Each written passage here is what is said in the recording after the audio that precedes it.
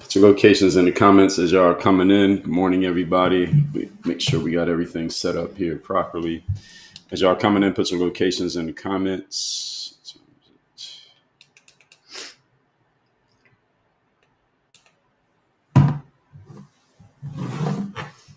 Locations in the comments as you enter. We will get started in a couple of minutes. There you go. As y'all are coming in, put your locations in the comments, folks. Locations in the comments. Hope everyone's having a great start to your Tuesday. Let's make sure everything is operating properly. We are live on Rumble. Good morning, live on YouTube. Good morning. Let's check to see if we are active on X. Yes, we are active on X. Good morning. We are live on LinkedIn. Good morning. My name on LinkedIn and X and Rumble and YouTube is all the same, which is Dre All Day at Dre All Day. We are live on Facebook/Work on Your Game University. So if you are on Facebook, just look up my page, Work on Your Game University. We are live on Instagram. Instagram is at Dre Baldwin. And that's my first and last name, at Dre Baldwin. And we are live on TikTok at Work on Your Game. Put your locations in the comments. We're going to get started in a moment. Today's topic is former National Security Advisor John Bolton was indicted under the Espionage Act by the Trump DOJ. So we're going to get into talking about that here today. What this means, bigger picture. It's not so much about John Bolton. It is, but it isn't. As y'all are coming in, shout yourselves out in the comments section. SYLVB said you're in the HOV lane, 59 South in Houston, Texas. Shout out to the people. Are you driving? Shout out to the people actively driving, listening to the live. As y'all are coming in, again, put your locations in the comments. We're going to talk John Bolton getting indicted under the Espionage Act by the Trump DOJ here today. Shout yourselves out in the comment section. Give me locations in the comments so we can get into it. Locations in the comments. Let's see. Excuse me. So over here on TikTok, 140.6, Walnut Creek, California. Congrats on the first comment, Marky Man. Good morning, Amy AFF. Good morning from Kentucky. Linda Gale, 1935, checking in from St. Louis. Shout out to St. Louis. L. Johnson from Union, New Jersey. Y'all got under 50 degrees in Jersey. Good luck. LDG from Minnesota. Gene from upstate New York. LDG, thanks for the share. Bougie Bud from Louisiana.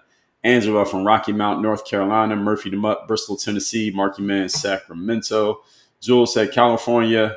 Good morning to the man with the common sense. Thank you for all your content. Well, Jules, wait till I get to the content here today. You might change your mind. Carol Ann Collins, Newburgh, New York. Dwayne Mitchell, Detroit is in the house. Happiness now from Atlanta. Carla, Indiana. Good morning. Joel, 0309. Thanks for the follow. Gigadad, good morning from North Carolina. Unique Bulls, Indiana. Stephen Bateman, Baton Rouge in the house. Ronnie Haley, 148 from Georgia. Sick Wiz It from Minnesota. Alicia from Michigan. Venom and Denim from Eugene, Oregon. Courtney checking in from Nashville, Tennessee. Bravo Girl, Missouri. Joel 0309 from Miami. Shout out to Miami, where I am located. Jennifer from Tennessee. Marky Man. No, it wasn't to me. Because I Can. Good morning. Checking in from Kansas. Laura Maressa from Chicago. Notorious Fly Liker, Utah. Legally Reckoning, checking in from Ontario. Shout out to Canada. Kuya Binya Sharao from Manson. Kristen, Delaware, and Nadadim. Shout out to Delaware. Shout out to Joe Biden. What's Joe Biden doing right now? They can't be on the beach. It's a little bit too cold up there. What is he doing in the wintertime? Sick Wizard said, I love what you do. You seem like a chill dude. Well, thank you. Just a scroller checking in from Shreveport, Louisiana. Well, I'm glad you scrolled and found this live. So the topic here today, we're talking John Bolton, former national security advisor who was indicted by the Trump DOJ recently. I think this happened late last week. And what he got indicted under was he got indicted on 18 counts under the Espionage Act, now including 8 counts of unlawful transmission of classified material and 10 counts of unlawful retention of national defense information. So basically paperwork crimes. And allegedly he transmitted some classified material. Allegedly. This is all part of the indictment. That means he's just been charged. Doesn't mean he actually did it. Just means he's been charged. Now, the charges stem from his tenure in 2018 into 2019. This is under the first Trump administration. This is where Bolton was working. And prosecutors say that John Bolton used his personal email account and some encrypted apps. This is an encrypted app, meaning not supposed to be able to trace it, but somehow, some way they traced it. Encrypted apps, and he shared top secret intelligence related to Iran, Korea, Syria, and later kept dozens of classified files at his house. And he lived in Maryland, Bethesda, Maryland. So he kept classified files at his house, which you're not allowed to do. And he used these apps to share top secret information related to these other countries. Who he shared it with, I'm not sure that was part of the indictment. Now, the Department of Justice claims that these acts compromised national security and violated federal statutes governing classified handling. Now, Bolton has pleaded not guilty. He called the case political retribution by the Trump administration for his public criticisms and book disclosures. So John Bolton, after he was in the Trump administration, he was part of Trump 1. And we all know what happened in the first Trump administration. Let me see if I can find what John Bolton had to say. So he was part of the Trump's first administration, and he got fired from the first Trump administration. And Trump ended up not liking this guy. And I'm sure Donald Trump has some negative things to say about this guy. John Bolton went and wrote a book. He wrote a book called The Room Where It Happened. This is what it looks like. Y'all want to find that book on Amazon. I have not read this book. And this is on Amazon, and it says, The Room Where It Happened, a White House memoir written by former National Security Advisor of the United States, John Bolton. And everybody at this point knew that John Bolton and Donald Trump were not on good terms. So all the people who didn't like Donald Trump went and bought this book. This book has a 4.2 rating on Amazon with 53,000 reviews. So obviously John Bolton has sold a lot of books. Now, that doesn't mean he sold 53,000 books. He probably sold more than that. But sometimes people, you can go on Amazon and leave a review of a book, even if you never read it. I could leave a review of this book right now if I wanted to. But anyway, it says, this is a memoir of John Bolton's time as National Security Advisor to President Trump, providing a detailed account of the Trump administration's foreign policy decisions and Bolton's personal observations of the president's decision-making style. So you know he was trashing him. So Adrienne Liang, who's an Amazon editor, she said, this is Trump's former NSA advisor. That's National Security, or NSA, National Security Advisor. Details what happened during his 453 days with the administration. I'm not going to read looking at the back of the book, just see what it says. So the Washington Post gave a little blurb, and they said, as much as you think you know, Bolton's account will astonish you. And let's see a little bit about what's on the back of the book, because this gives you an idea of the tone of the book. So Trump's National Security Advisor spent many of his 453 White House days. So that's about, what is that? About a year and 3 months, about a year and 3 months in the room where it happened.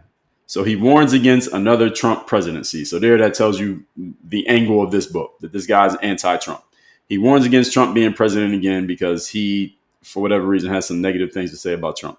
So let's see what it says on the back of his book. This is John Bolton's book. This is all framing what we're going to talk about here today, because the frame that a lot of people are using here, because the Trump DOJ has now indicted this guy, is that they're only doing this because Bolton doesn't like Trump. So let's establish how he doesn't like Trump. This is what he put in his book. With almost daily, this from the back cover of his book called The Room Where It Happened. I'm just going to read this very quickly. With the almost daily access to the president, John Bolton produced a precise rendering of his days in and around the Oval Office. He shows a president addicted to chaos, who embraced our enemies and spurned our friends, and who was deeply suspicious of his own government. This is what John Bolton says about him. The differences between his presidency and previous ones that I had served were stunning, writes Bolton, who worked for Reagan, the first Bush, and the second Bush. He discovered a president who thought foreign policy is like closing a real estate deal, about personal relationships, made for TV showmanship, and advancing his own interests. Well, some of foreign policy is like a real estate deal, not all of it, but some of that is actually exactly how it goes. We just found that out with the peace in the Middle East that we talked about last week. Donald Trump was able to achieve. But I digress. That's not on the back of his book. That's just me offering commentary. Continuing. The turmoil, conflicts, and egos are all there, from the upheaval in Venezuela to the erratic moves of North Korea's Kim Jong-un to the showdowns at the G7 summits, the calculated warmongering with Iran, the crazy plan to bring Taliban to Camp David, and the placating of authoritarian sea country that ultimately exposed the world to its lethal lies. This seasoned public servant also has a great eye for the Washington inside game, and his story is full of wit and wry humor about how he saw it played. A book full of damning details. That's what The Economist said about the book. So this book is sold all based on, let's actually talk about who John Bolton is, for those who don't know. Former National Security Advisor to President Donald Trump, previously served as United States Ambassador to the UN, United Nations. He spent many years of his career in public service, so this guy's a public sector guy. He graduated with a BA summa cum laude from Yale College and then got a JD, that's a law degree, from Yale Law School. And he lives in Bethesda, Maryland. Okay, so that's what we need to know about John Bolton. Looking at the reviews on this book, again, 4.2 out of 5 stars, 53,000 ratings, and the general Amazon tone of the ratings is customers find this memoir insightful, providing detailed information about the inner workings of the White House and matching observable facts. There's that word there, facts. However, the writing style receives mixed reactions, some finding it well written, while others describe it as boring. I would guess it's probably boring. Moreover, the book's pacing is criticized for being rambling and lacking coherence. The customers disagree on whether it's worth the price and the effort. Additionally, the readability and clarity receive mixed feedback, with some finding it easy to read while others consider it tedious and confusing. So some say it is insightful and it is authentic. People don't like the pacing. They think John Bolton was a little bit long-winded in his talking, et cetera, et cetera. Here's John Bolton. You think this guy can write an interesting book? Just looking at this picture, I want you to make a judgment just based on this photo. John Bolton is the guy in the back. Donald Trump's in the foreground, but John Bolton's the guy in focus you can see in the back. Do you think this guy can write an interesting book that would keep your attention? I don't think so. I think I could listen to him for 2 minutes on CNN or Fox. But I don't know. You think this guy can write an interesting book? I would say if I just had to guess just based off the photo, I'd say he probably writes boring books, this guy. Now, let's see. This book is 616 pages long. How many of you would read a book 616 pages by that guy? Well, somebody said, why by looks? Because I'm judging a book by its cover. That's why. 616 pages long. The publisher, interestingly enough, is Simon & Schuster. You know who published? You know who also is a published author under Simon & Schuster? Any of you want to know? Somebody we've been talking about recently. We just talked about them last week. Do y'all know who else it has a published book under the publisher Simon & Schuster? Does any of you know who that person is? We've just been talking about this person. Kamala Harris. Yes, Kamala's book is from Simon & Schuster as well. So Simon & Schuster has cornered this market of people going against Trump and then they go get a book deal. And Simon & Schuster is they are very happy to publish these books because these books are going to sell. If I was Simon & Schuster, I would do the same thing. Who's going against Trump right now? So next person to get a book deal from Simon & Schuster is probably going to be Jasmine Crockett or Jimmy Kimmel. Give them a Simon or Stephen Colbert. Now, they might write interesting books because those guys talk for a living. So they probably might write interesting books. Now, whether the book's going to have any real substance and interesting are not the same thing. So anyway, John Bolton, I'm just looking at glancing at a few of these reviews. So he's got 5-star reviews, of course, from people who probably love what he said. Now, let's see what the 1-star reviews have to say. So, oops, that's not what I'm looking for. I'm looking for, anytime you're looking at book reviews, what you want to look at is the 3-star reviews. Because the 3 stars are people who say the positives and the negatives. The 5 stars are usually the fans. The 1 stars are the haters. And yeah, I'm looking at the 3 stars. Let's see if we can find the 1-star reviews. See what the 1 star, only 4% are 1 star. 60% is 5 stars. So some say it's disappointing. Some say this desperately seeking a good editor, so the editing wasn't good. 616 pages is too long. Some say this is one of the worst written books I've ever encountered. Sophomore, it reads more like a list than a narrative. Some say do not buy this book. Others say it's a scam. This is what the 1-star reviews say. Now here's what the 5-star reviews said.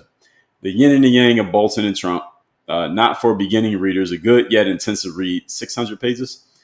Interesting timing for sure, however, of course. Reinforces Trump's America's first in policy. It hurt me to buy this book, but I do it again.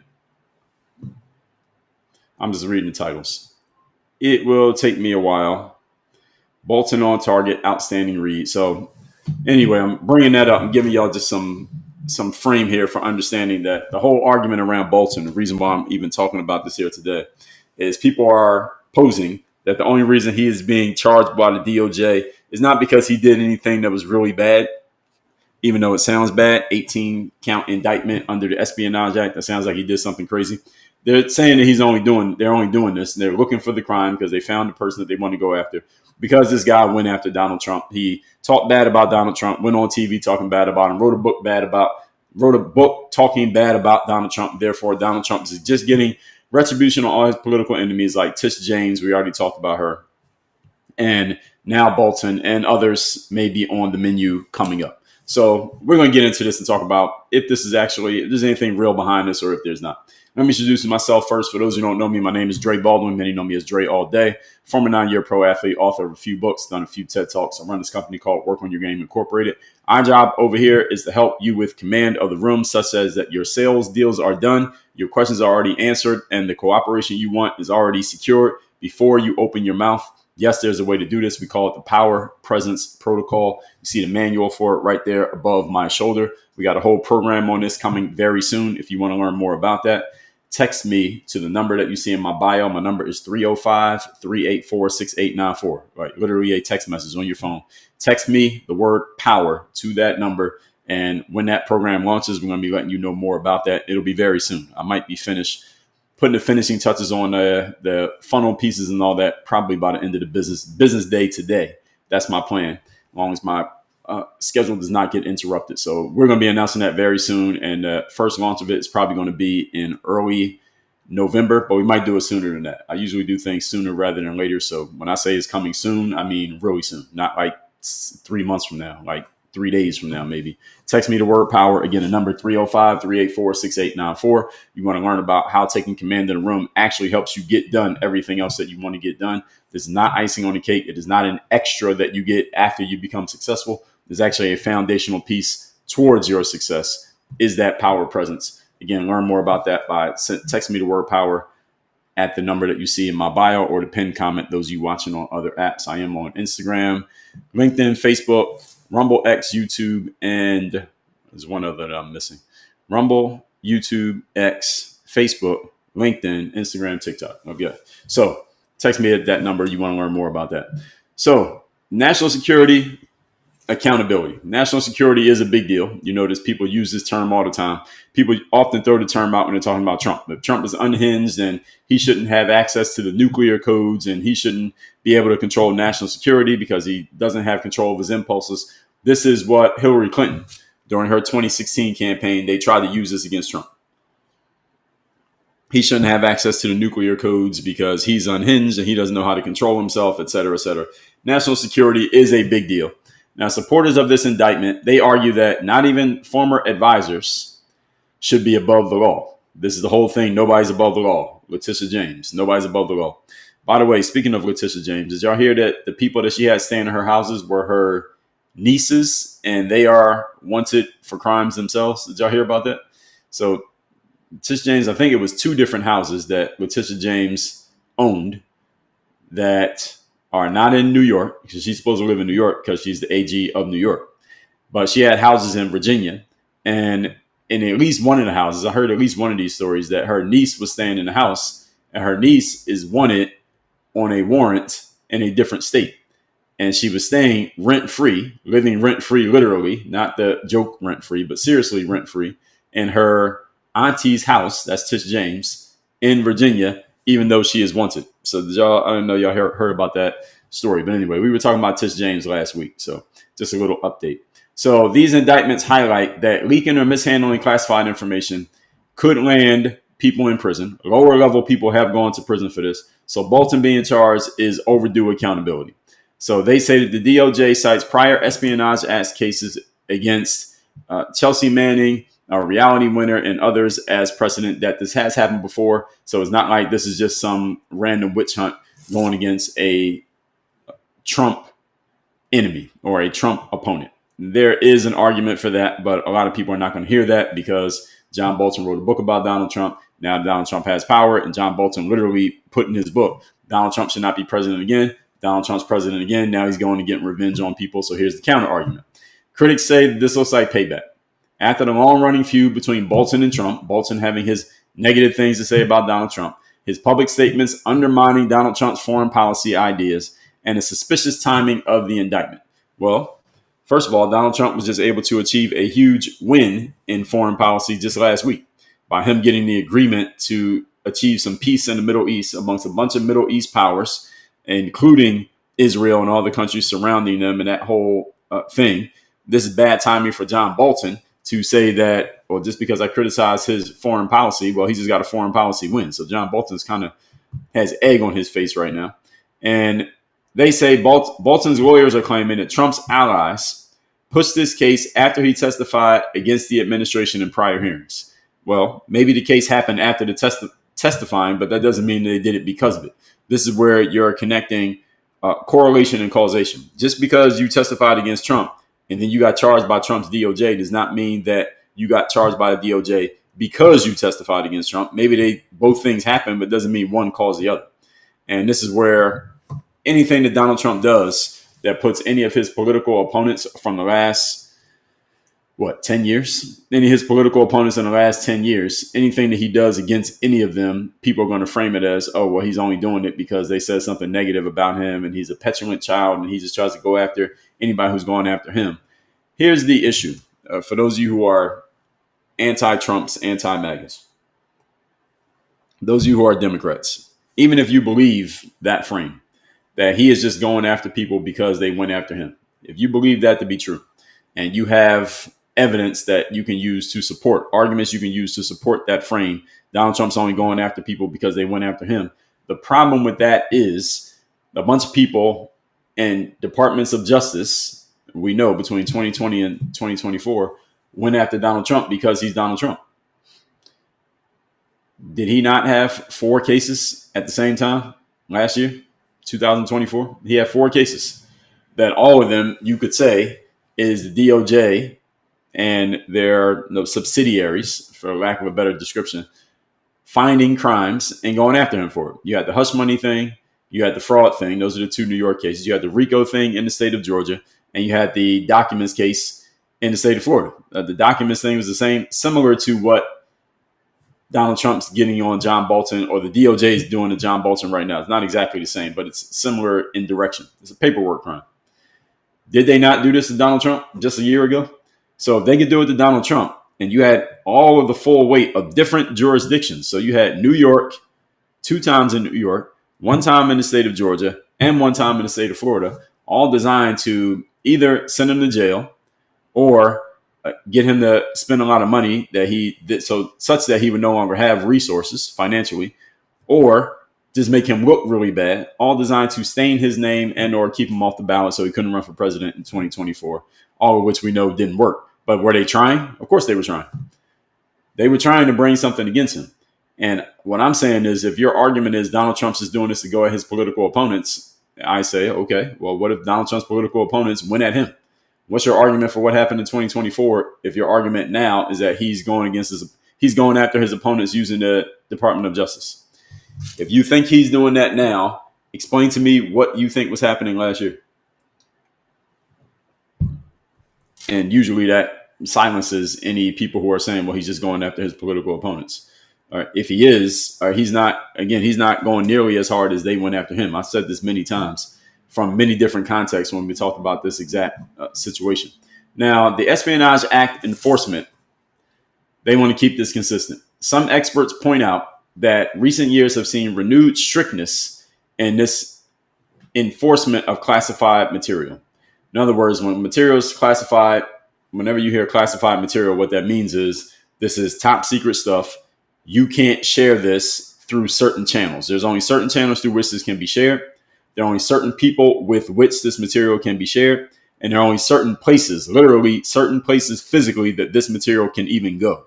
In other words, if you have a Gmail account or a Yahoo account, you can't even send this material through a Gmail account. Just sending an email through Gmail with that material in it is a violation.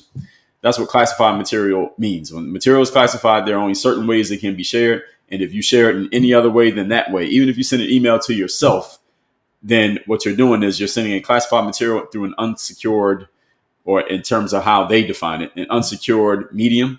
So Gmail is not as secure as, let's say, some government email process, whatever they have going on. Never worked in the government.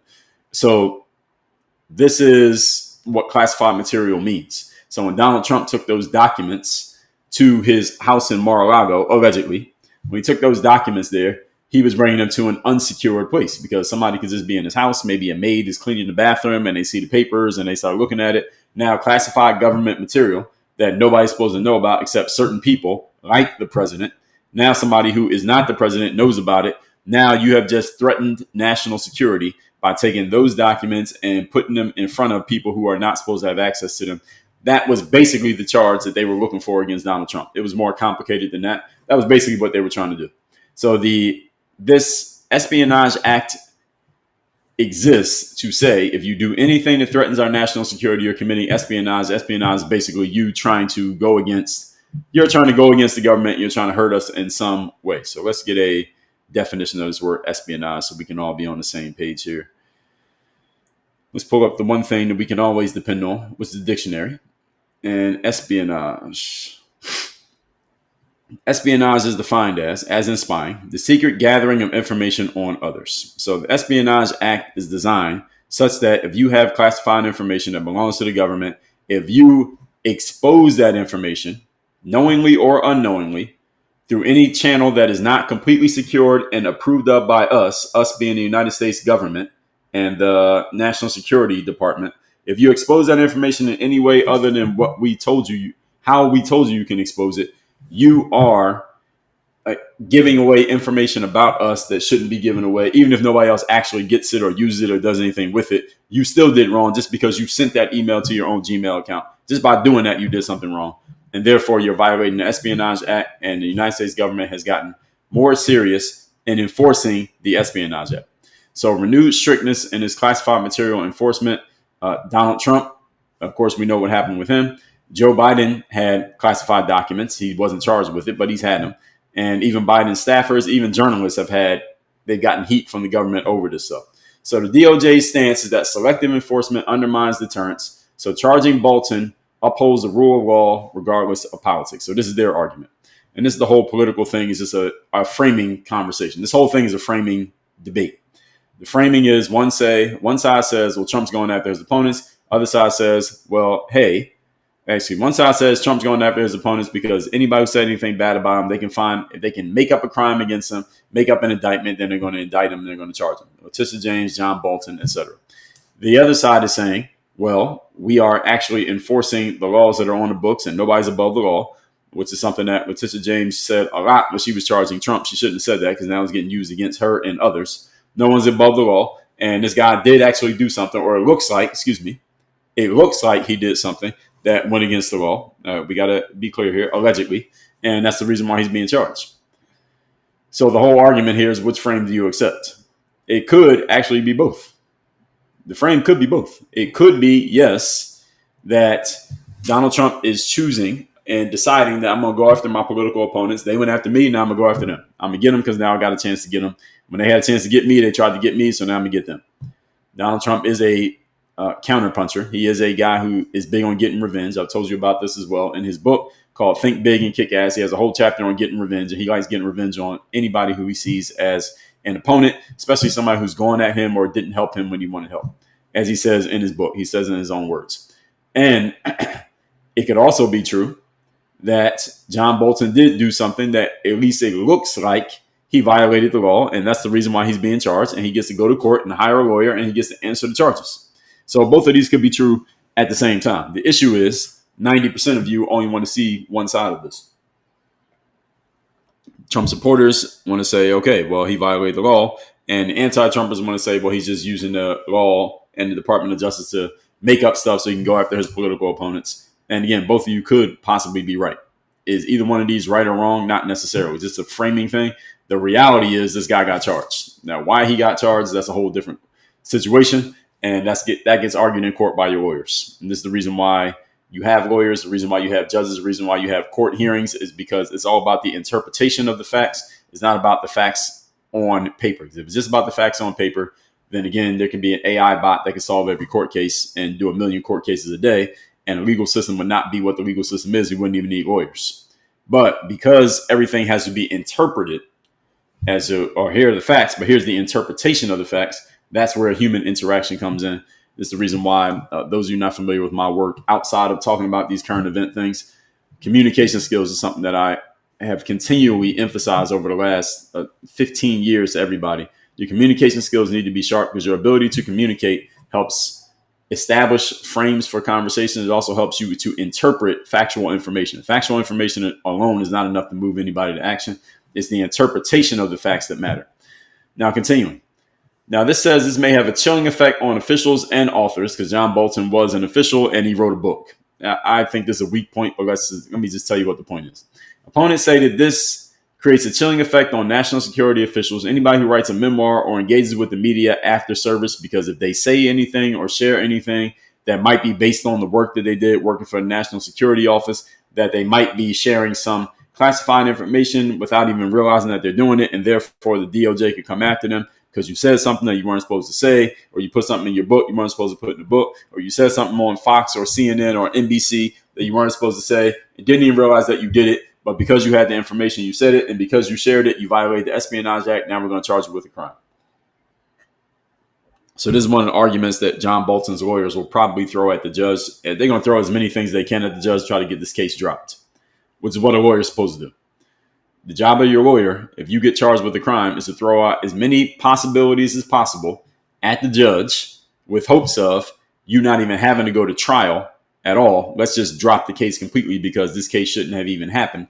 And one of the things John Bolton's lawyers is probably going to say is that, but actually one of the things they're definitely going to say is the only reason this case exists is because my client, John Bolton, criticized Donald Trump, who's the president. He has the weight of the DOJ behind him, or he puts his weight behind the DOJ, and he got this charge against my client just because he doesn't like my client. Not because my client actually did anything illegal, or it doesn't even look like he did anything illegal. They just went and created this out of nowhere because they want to get revenge. Donald Trump, wants to get revenge on my client, John Bolton. The lawyer should throw that out there. Whether it's going to work or not, it's a different story, but they should try because that's what a lawyer is supposed to do.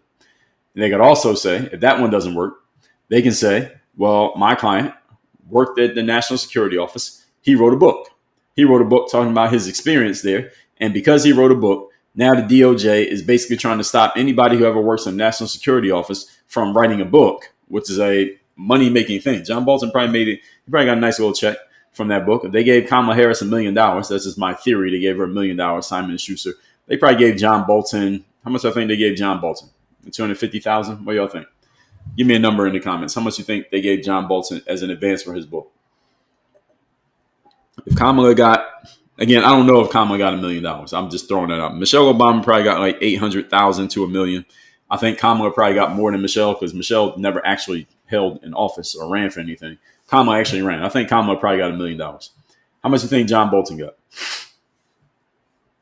Ashley Max had 500K. I don't know if he got 500. He might have got 500, maybe. Depends on what the money was like when he wrote his book. Let me see what year this book came out. John Bolton's book came out in, where is it? 616 pages. This came out in January. Oh, it just came out last year. I thought it came out way before that. January 30th of 2024. So this book came out right at the time they were throwing all the charges at Donald Trump. So this is probably when John Bolton's feeling like, all right, Donald Trump can't do anything else to me. There's a wrap for Donald Trump. That's probably when he thought it was a wrap. So that's why he put the book out at the time he put it out. But anyway, 616 pages, a long ass book. I think he probably got about 250,000. They probably gave him 250,000. So that's a nice little check. I mean, it's not enough to retire off of, but it's a nice amount of money for John Bolton. And the lawyers are probably going to argue. They should try this. I don't know if it's going to work, but they can try and say, hey, anybody who writes a book who worked in any type of security in the United States government, Your Honor, they still should be able to make money talking about their experience working in the National Security Office. It doesn't mean they're allowed to share classified information, but they should be able to write a book. And it looks like, Your Honor, that the Department of Justice is trying to penalize my client for writing a book about their experience working in the National Security Office. And that should not be allowed to happen, because this is basically going to block anyone who ever works in the National Security Office from ever doing anything outside of working for the government. And the government is basically entrapping anybody who's ever worked there. They can't do anything or say anything about their experience, or else they're going to be charged with the Espionage Act. This is setting a poor precedent, Your Honor. That's the reason why we should get this case thrown out. Again, the lawyer should try this. If this is going to work or not is a different story, but they should try. So anybody who writes memoirs or engages with the media after service, the argument is, hey, you're trying to stop any of us from talking at all. That's not fair, because after I get done working here, I still got to live. I still got to pay my bills. I still got to pay for my doctor's appointments. I still got grandkids I want to buy Christmas gifts for. You can't take me to court just for writing a book. I'm writing a book to make money. I'm not violating any laws. You can't take me to court for this. And again, John Bolton's going to use this as a precedent. Again, I'm not sure it's going to work, but he's going to try. So this memoir, The Room Where It Happened, went through an intense pre-publication review. They got seriously fact-checked, probably by Simon & Schuster, to make sure you're not saying anything in here that you can't say. So the counter argument by the prosecution is going to be, well, didn't you get the book reviewed heavily for that? So no, that's not the reason why you're being indicted right now. You're being indicted because of other things. You're trying to use the book as an excuse. That's not the reason why this indictment is happening. So judge, the prosecution is going to say, Your Honor, this is a bullshit argument. This person's just trying to use that as an emotional excuse to try to get themselves out of hot water for something that they actually did, that they actually need to be charged with. This is just an appeal to emotion that should not be allowed and should not be tolerated. And no, we should continue with this case. So they're going to try the appeal to emotion. The lawyer should try this. Emotional, damn it. And the prosecution is going to fight back against this. And again, whether this works or not is all dependent on how strong of an argument each lawyer makes. This is the reason why having good lawyers matters. Now, equal standards across administrations. The Trump DOJ and Pam Bondi, they insist that this case shows that political loyalty does not protect anyone, even a former ally turned critic. Now, that's one argument that they may try to make. That's a convoluted argument. I don't think this one's going to work. This is a laughable one. If they even try this, I don't think they're even going to say this. But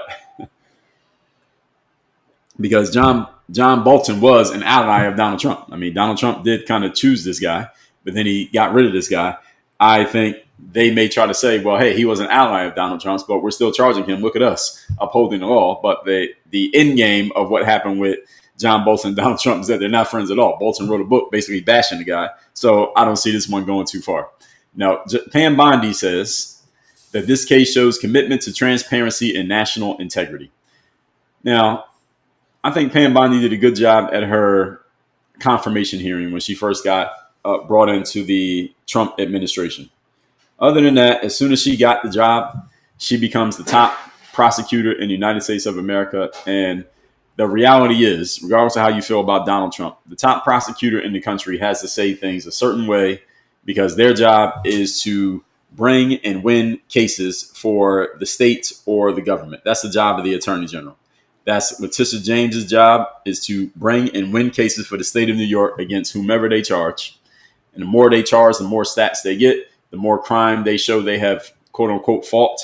And the more criminals they put behind bars or, quote unquote, bring to justice, the better the attorney general looks. They racking up convictions and putting people behind bars or getting charges or getting judgments against people is a way that an attorney general shows that they are doing their job and doing a good job.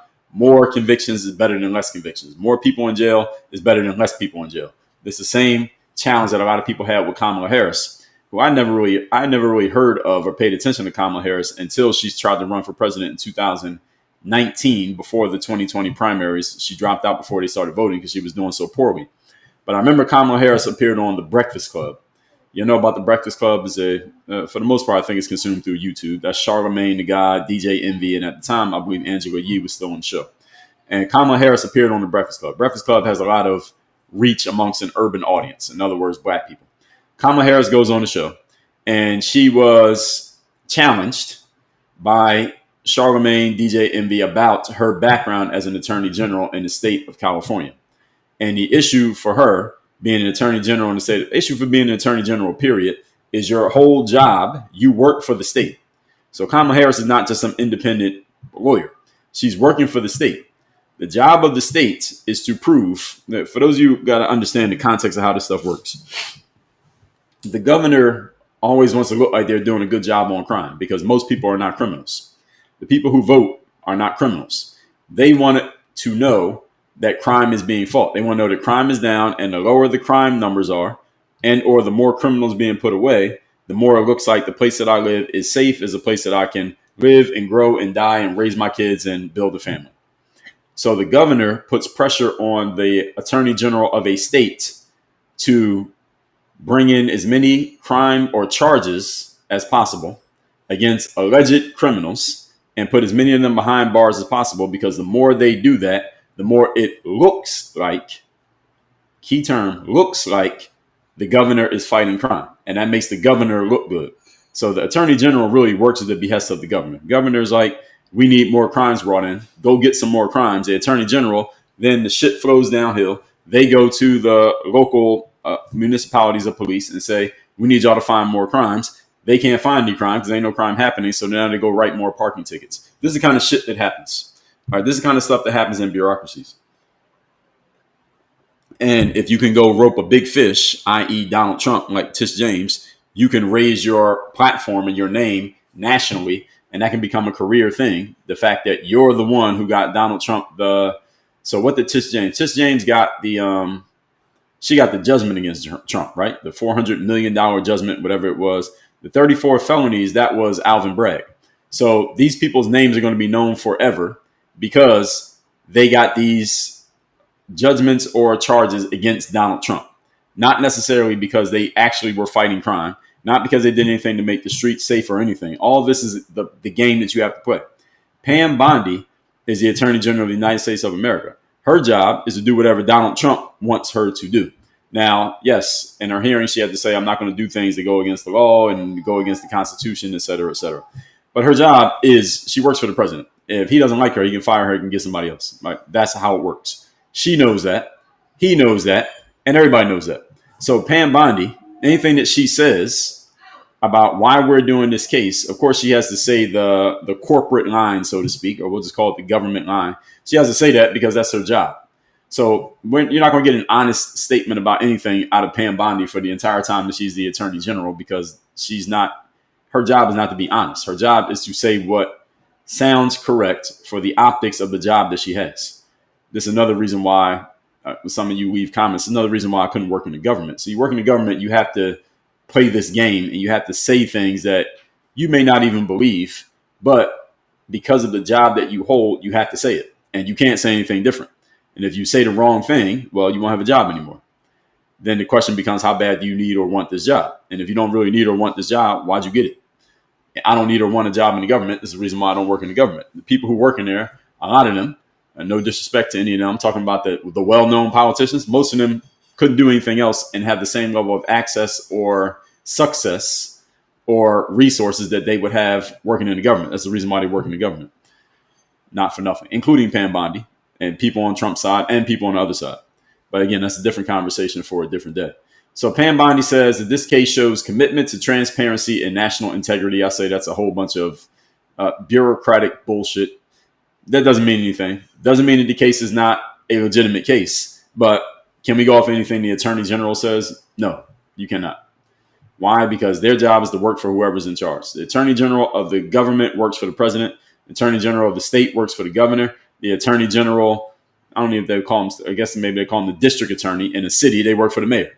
So if the mayor says, hey, we got to show that we're fighting crime here, or I need to show, is really the mayor saying it, I need to show that I'm fighting crime, they go to the chief of police or the state's attorney, both of them together, actually, because the police are the ones who go and arrest people. The state's attorney decides to bring charges against people. And their whole thing is we want to get big charges against more people in prison, more indictments, more convictions, more people taking plea agreements, because plea agreements, often you have to plead to guilt. So that's a conviction technically. You take the plea bargain, you plead to guilt, that gives them more stats. So they collect stats the same way that a basketball player or a baseball player collects stats. Why? Because it makes them look good and helps build their careers.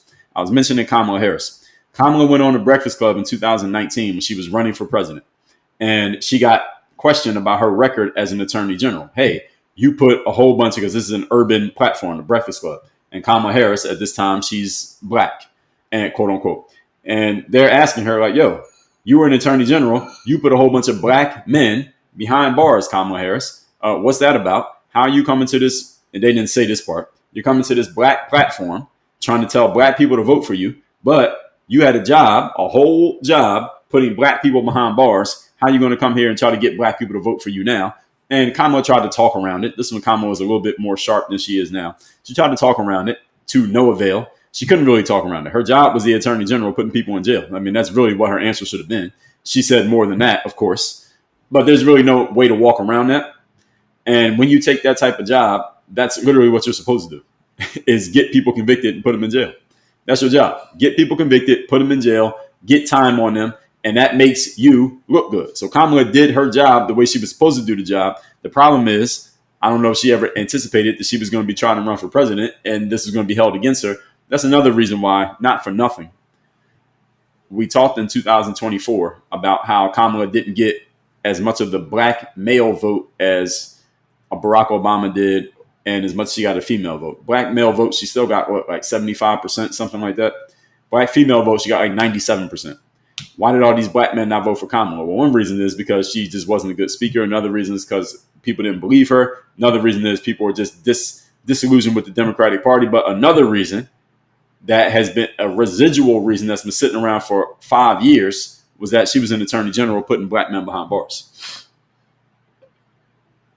Now, notice what is not mentioned here is, what did these black men do that ended up going behind bars? Did they actually commit a crime? Because if you did, you're supposed to go to jail. Now, see, nobody wants to talk about that. It didn't matter whether they were supposed to go to jail or not. All that mattered was you were the attorney general and a bunch of black men went to jail. And here's two people who weren't supposed to go to jail and went to jail, and you were the attorney general. So we're going to hold that. We're going to hold you to that and make you answer to that question. It's a no-win situation is what it is. When you become an attorney general, state's attorney, these jobs are no-win situations. If you ever end up needing to come to the people, especially black people, and I can say this as a black person, a lot of black people just play the game of putting black people in jail, regardless of the circumstances around how they ended up in jail. Somehow, some way must be the wrong thing, which is not true, but a lot of people believe it. So anyway, that's just a context of what Pam Bondi said. We can't trust what Pam Bondi says because of the job that she has, even if she's doing a good job. Now, some say this may be legal overreach. We're going back to talking about John Bolton now. Legal analysts argue that the Espionage Act, which was created in 1917, 100 years ago, this is written to catch people who are literally spies working for the other side, not people who leaked information or people who were doing paperwork jobs like John Bolton. That is what the Espionage Act was created for. This one I agree to. Espionage Act was not created for what John Bolton got indicted for. Does not mean that he did not violate the act. We'll see.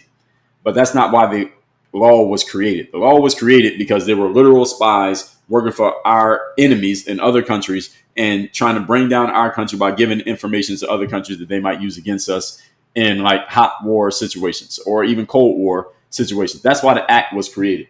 So to be using it now to get people on paperwork crimes it goes against the grain of the spirit of the law.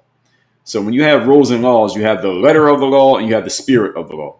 The letter of the law is if you do this, this, and this, you have violated. All right, this is the Chat GPT way of looking at it. Yes. Black and white. Did you do something that looks like you violated this? Yes. Okay. You get charged with espionage. The spirit of the law is we created this to stop people from helping our political enemies, i.e. other countries, our enemies, from going against us with classified information that they could use to weaken us or they could use to catch us in a vulnerable position. Is that what John Bolton did? Hell no, that's not what he did. That's not what he did. But he's getting charged with it anyway. And some say, see, this is proof that Donald Trump is A, B, C, D, E, F, G. I say, not so fast, even though it is correct that that's not what the law was created for. This violates the spirit of the law. But this has been done to other people. So At what point do we decide to draw the line? Because at whatever point you decide to draw the line, now the other people who actually face the brunt of this for under similar circumstances, now they're like, well, wait a minute, what about me? I got a felony. I had to pay a $300,000 fine. I got something on my record that prevents me from getting another job. I had to go to jail for 6 months. Now you're going to let this case drop with this guy? What about me? Now you got to pardon me. Now how far back do we go? This is the whole issue now. It's the same thing that happened with that plant that people like to smoke, that if they're making it legal now, and if you have it, you don't get arrested, you don't go to jail, you don't face a fine, you don't get anything. But what about the people who are in jail right now and have bad things on their record because of that exact same plant? They're like, well, what about me?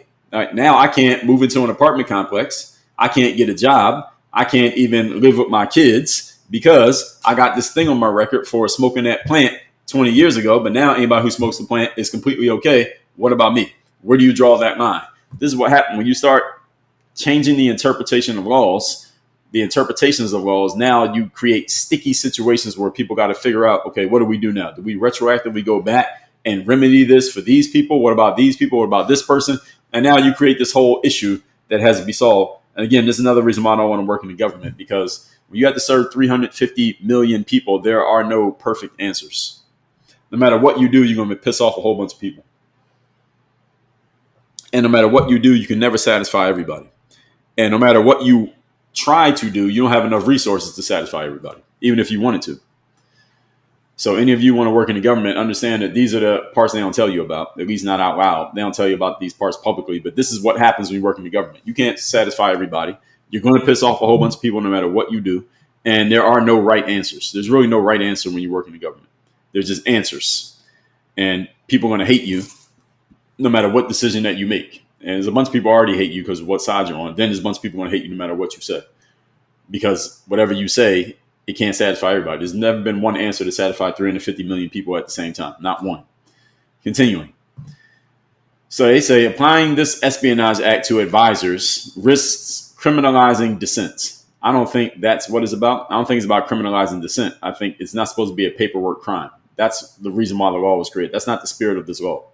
Now, civil liberties advocates warn that this is broad language punishing retention and unauthorized communication and is being used unevenly. That I'm 100% agree with. That the justice system in the United States of America, I think all of us can agree. Any of you know anything about the justice system, or you've been through the justice system, or you work in the justice system, and if you're not any of those things, maybe you wouldn't understand, but understand it. The justice system in America is not blind. It is not applied evenly, and it is not fair. It's none of those three things. It's supposed to be. On paper, it's all three. It's blind, it's applied evenly, and it's completely fair to everybody. All right, it's none of those things, and it hasn't been for a very long time. Actually, it's never been those things. The American justice system has never been blind. It's never been applied evenly. It has never been fair. Blind meaning it doesn't look at who's involved when it decides to charge a crime or convict. It looks at who's involved. Who you are matters. Donald Trump got those 4 cases in 2024. The fact that it was Donald Trump mattered. Justice system is not supposed to matter who you are. It's not supposed to. Justice system is supposed to be completely blind. Who you are should have no effect on whether you get charged, not charged, convicted, not convicted, found guilty, not guilty, get a judgment against you, don't get a judgment against you. The justice system ostensibly is designed where that should not matter. But do we all agree that it always matters? Of course it matters. Secondly, it's supposed to be applied evenly, meaning if you did something that possibly violated the law and you got charged with a crime, and then the guy across the street does the same thing that possibly violates the law, he should get charged with the exact same crime you got charged with, but you might not get charged at all while he gets charged heavily, or you get charged heavily and he doesn't get charged at all, even though you both did the same thing. That's not even justice. Is that how the justice system works out? Yes, it is. The justice system does not apply the law evenly. It does not even apply charges evenly. It doesn't even look at stuff evenly. We all know that this is the case. And it's supposed to be fair. Is the justice system fair? No. Because first of all, getting definition of fair is defined by whoever has the power. If you don't have power, you don't get to determine what's fair and what's not fair. Whoever determines fair, who gets to determine fair is the person with the power. So if you work at a job and you have a boss, what the boss thinks is fair is more important than what you think is fair. Why? Because the boss has more power than you have at the job, at least. I've told y'all this saying over and over again. Show me the man, I will show you the crime. If the justice system decides they want to come get you, they'll come get you. If they decide they want to look into you, they will look into you. And if they want to find something, they'll find something. They'll find a paperwork crime if they need to find a paperwork crime. They will find something to get you on. If they can't get you on anything else, they will find something to get you on. How'd they get Al Capone? Would they get him on tax evasion? Because they couldn't get him on everything else. They knew he did a whole bunch of stuff. They just couldn't prove it. All right, let's get him on that. Give him as many years as possible just on that. Why? Why not? The justice system is not fair. This is the reason why I emphasize to all of you as much as you can, unless you are a lawyer or a judge, stay out of court. Unless you work there, stay out of court. Why? Because the criminal justice system is not fair. It's more based on the resources that you have to defend yourself or prove your point more than it is about whether you're actually innocent, guilty, liable, or not liable. So what civil liberties advocates say that the language of the Espionage Act is very broad. It is. And this unauthorized communication, this stuff is used very unevenly. Basically, whenever they want to use it, they use it. When they don't want to use it, they ignore it, which is an uneven application of the law. But this is exactly how the law works. So the law is not blind at all. You can see very well, 20/20 vision. So public confidence. The indictment may reassure Americans that sensitive data isn't being politicized or mishandled. I say this is a great talking point for the MAGA side, but it is also complete bullshit. This is a bullshit point. But a lot of people on the MAGA side, you can take this one home with you if you want to. This is what they're going to say. Their argument will be, this is going to be, what's the press secretary's name? What's the woman who's the press secretary? I forget her name. That woman, if she gets asked about the John Bolton thing, maybe she already did. She gets asked a question, she's going to say something like this. This indictment is, Carolyn. Carolyn, what's her last name? That chick. So she's going to say something like, this indictment is, yes, Carolyn Levitt. That's her name. Thank you. So Carolyn Levitt, she will tell people that this is reassuring to Americans that all sensitive data isn't being politicized and that sensitive data isn't being mishandled. That's why Mr. Bolton is being charged, because he mishandled sensitive data and he worked at the National Security Office and the administration. He was an advisor. He should know better than to have sent these messages through compromised, unclassified platforms. And that's the reason why he's being indicted. He knew better. He had 50 years in the service. He had 50 years in the business, in the industry. He knows a lot better. That's the reason why he's being charged, because we must protect American security at all costs. She's going to say something like that. That's the corporate sounding, bureaucratic, official statement. It's bullshit, but it's not true, but it also violates the spirit of the point, violates the spirit of the law. And again, this is the reason why I don't want to work in politics, because it's this double speak and talking around shit and saying things that are factually accurate, but at the same time, you're violating the spirit of why we're doing what we're doing. And whichever side has the power can do this to the other side. And then when the other side gets power, they do it to the other side. This is just a game of spy versus spy. That's what this is. And this is the reason why I don't trust or depend on politicians, because this is the game that you have to play when you get in there. It's not that the people themselves are untrustworthy, it's that the system is untrustworthy. And when you work in the system, you have no choice but to play that game if you want to survive in the system. If you think you can get in that system and you can change the system from the inside, see Donald Trump's first administration. All right, he tried. How'd that go? The system ain't changing. The only way the system is changing is if it gets completely torn down to the ground. We have complete anarchy governmentally for a while, and then we rebuild with a brand new government. I'm not sure y'all ready for anarchy. So this is the system that we have for now. So Bolton allegedly shared these messages through this platform called Signal, and he shared it to some foreign policy researcher. And they called this reckless endangerment of national defense secrets. Again, is it a lie to say it's reckless endangerment of national defense secrets? No, it's not a lie. But at the same time, is this really endangering national defense? No, it's not. But is it enough to charge somebody with a crime if you wanted to? Yes, it is. Is this truly a crime by letter of the law? Yes, it is. Is this really a crime by the spirit of the law? No, it's not. So what does this come down to? How the judge decides to interpret the arguments. So John Bolton's fate is in the hands of a judge. How many of you want your fate i.e., whether you go to jail or not, in the hands of some random person who you don't know. That's what happens when you go to court, by the way. This is the reason why you want to stay out of court. You don't want your fate determined by some random person who you don't know, who is listening to your lawyer argue for you, the state's lawyer argue for them, and then the judge gets to decide which argument they like better to interpret the law, and then that determines whether you get to go home or you get to go to jail. That's where it comes down to. That's the legal system in the United States of America, by the way.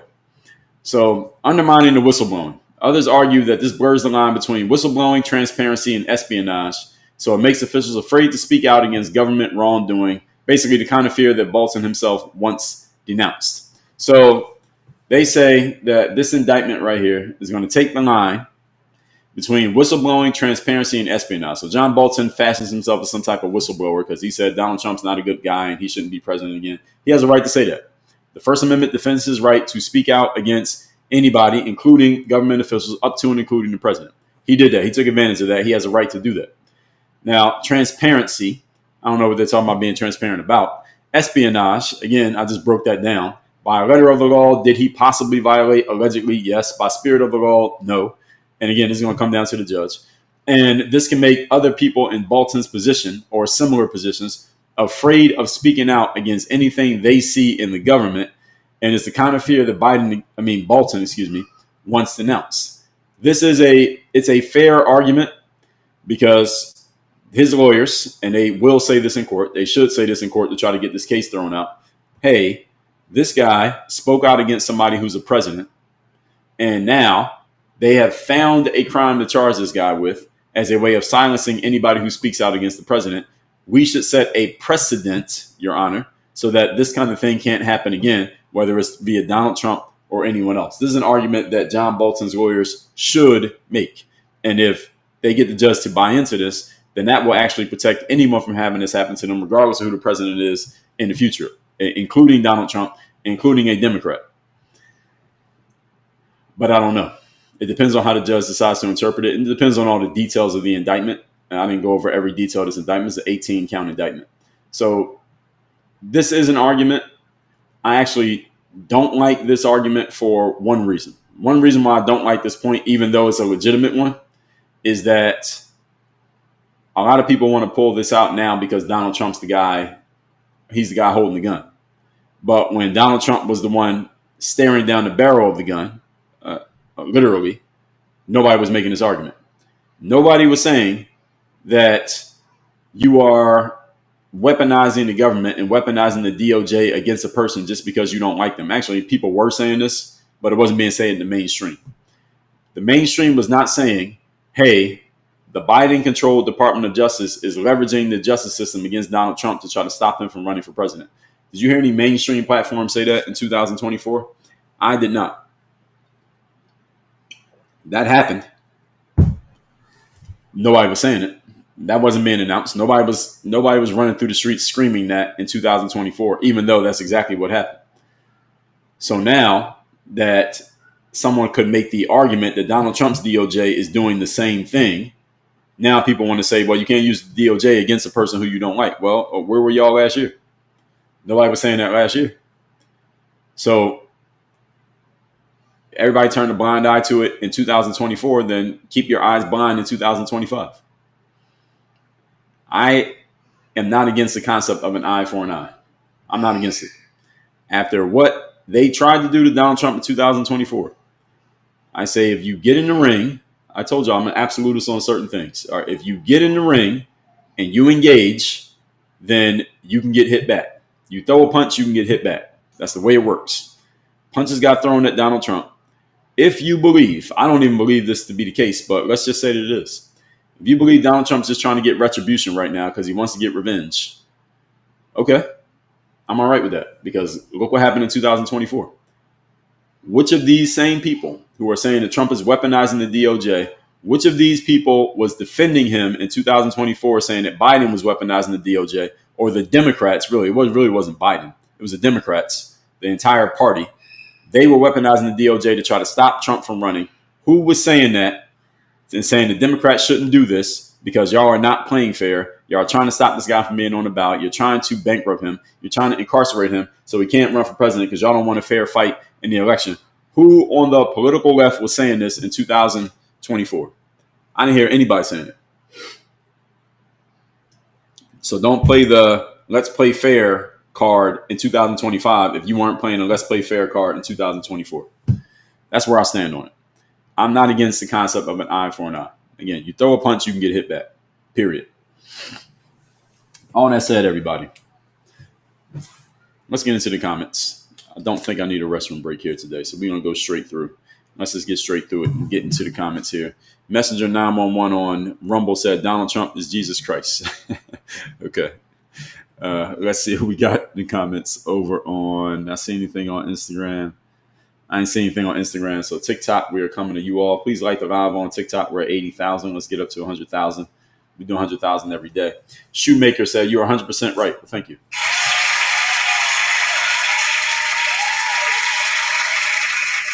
Dubs says, so lying on your taxes is fine. Well, that's a straw man, first of all. Strawberry cheesecake. That sound you just heard is a straw man sound. Someone used a straw man argument. A straw man is a common logical fallacy when someone takes something that you said or they think you said, they rephrase it into something that you did not say that is easier for them to argue against, and then they represent it in the form of a statement or something that they ridicule, something that they laugh at, or a question. So Dubs, you get the first straw man of the day by saying, so lying on your taxes is fine. The word so is often a common tell for the straw man. Someone says so, that means about to rephrase what you said.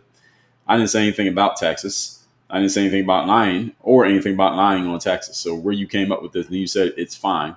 And I mean, if you want to get technical, a lot of people lie on their taxes. The interpretation issue becomes, did the person tell a not true thing on their taxes on purpose, or did they do it intentionally? How do you actually prove that? There's no way to really prove it. You can't prove the way somebody else was thinking.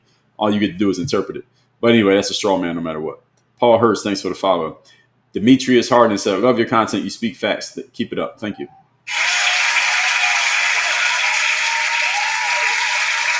Doug says, so paying off someone to keep quiet with campaign funds is legal. Well, it depends. Depends on the laws and the place in which it happened.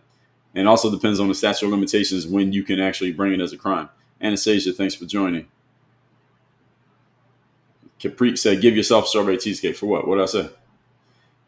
MGD said, it's still blatant misuse and abuse of the DOJ. What is? Which one you referring to? Because I talked about multiple things here. Snappy Snap said, preach. Some say it's okay for career politicians to go after their political opponents. It is okay to go after them. Depends on how you go after them, where you go after them, and what mechanisms you use to do so. So if I'm running for president and you're running for president, it's okay for me to go after you by running negative ads about you. I'm going after you. Now, if I become president, then I try to get you put in jail because I don't like you personally. That's a different story. Stephen Mazik said, quit making excuses for that felon. I ain't making excuses for him. Carlos said, you cannot commit a crime, then say you can't be prosecuted because you're opposition. Well, that's what the MAGA side is going to say. That's what Pam Bondi is going to say, Carlos. So you send that to Pam Bondi. She can use that one. And he said, no one's above the law. Yes. Shout out to Tish James. Lotus Flower said, however, those Democrats were behind a locked door, if I recall correctly. What are you talking about? Debbie said those were declassified. Well, that's an argument for the courtroom. Mona said something like what Biden did. And it wasn't really Biden. It was the Democrats, period. Biden just happened to be the figurehead at the time. I don't think Biden was calling the shots. Now, Trump's calling the shots right now for his side, but I don't think Biden was calling the shots when he was in. Dean Counts says, wrong. He has a sole right to declassify any documents. That's what he did. Well, that's not what the indictment says. So it's not about, I'm not making an argument as to whether he did or not. I continually said allegedly. That's why he was indicted. He hasn't been convicted. Classic Carnut, thank you for the share. Good Vegeta said Joe Biden had files while a senator, which violated all laws. Or maybe you were talking about Joe Biden. Sweet Tea, thanks for the share. Shannon said when presidents leave office, they usually give them a building to put all their documents to look. J-Rock said Pete Hegseth was never charged for 2 Signal chat scandals. Well, yes, that's a good example of what I'm saying, is that the justice system determines whether they want to go after you or not, depending on who you are, who you're cool with, and who saw it. That's what it comes down to. God Vega says only a president has the power to have those files if they took the lawful steps. Yeah, that if part is a big deal, which is why people said it about Biden, and is why they were trying to get Trump for it. They were both presidents. Gus Goo said Bolton also violated the law. Well, we'll see. All right, that's the reason why he's charged. We'll see. We'll see where this case goes. Tara said probably a little bit of both. Yes, all of this is a little bit of everything. Gus said one is correct. Defending Bolton is crazy. It's a bad case. I don't know. We got to see we got to see the entire indictment. I didn't read the entire indictment. And we got to see what the arguments are in court. What it really comes down to is not even what the indictment says. It comes down to how well Bolton's defense lawyers argue for him, as opposed to how the United States prosecutors argue for their case. That's what this comes down to. It comes down to interpretation and who can make the better argument. Snoop Nas said, why do you think he got charged? Why do I think he got charged? Well, if he did anything that could possibly be interpreted as a crime, that gives them a pretext. Then is a matter of, do we feel like going after this guy? That's really what the law comes down to, that right there. Did you do something that could be interpreted as a crime or a violation of the rules, and do I feel like going after them? For example, on this past Sunday, I was driving on a highway type road. It wasn't really a highway, but it was kind of like a highway, long stretch. And I saw a police car sitting there with the lights on. You know, the cops sometimes sit somewhere where there's a big event and they got the lights flashing, but it might not even be a cop in the car, but you can't tell from far away. And I was speeding. I knew I was speeding. I was going like 75, and the zone was like 55 or 60. And I slowed down a little bit, but not that much. I probably slowed down to about 65. Drove right past the cop car. Now, if there was a cop in that car, was I speeding? Yes. Could he see that I was speeding? Probably. Did he care? Not enough to go after me. So the cop didn't start driving after me. I didn't get a ticket. So did I violate a rule? That's not a law, but a rule. Yes. Did the cop care? Not enough to do anything about it.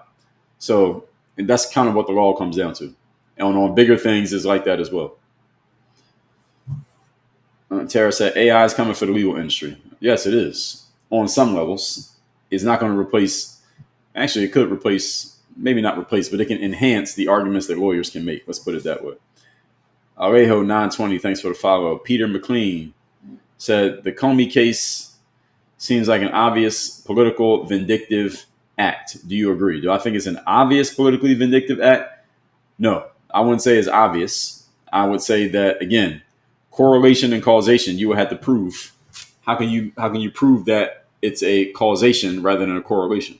Because the person did do something, and technically they did something.